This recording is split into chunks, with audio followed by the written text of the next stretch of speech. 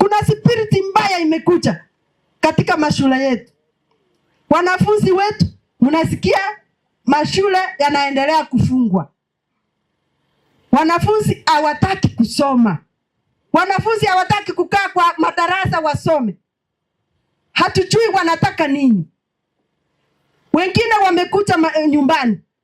Wazazi, nataka muwakalize chini, muongee na wale watoto wenu, kwa sababu pengine kuna jambo ambalo sisi kama wazazi hatujajua. With the heightening levels of democracy right here in the church, there at home where you come from, and awareness of the rights of the people, children have also come to notice and understand their rights.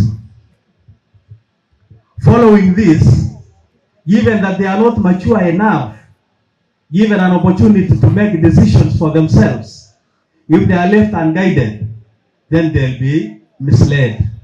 Hao wanafunzi wetu wanahitaji maarifa ya kipekee ya kuishi katika haya maisha. Tusipowahimiza vile ilivyo, basi tutatoka tuacha hakuna kizazi hata kidogo. Kwa sababu wakiamua wanaenda nyumbani, ni lazima waende. Na hilo ndio tatizo kubwa. Na tutaweza kukiri ya kwamba tangu kipoko kiondolewe shuleni, hapo ndio mwanzo wa matatizo yote yako shuleni.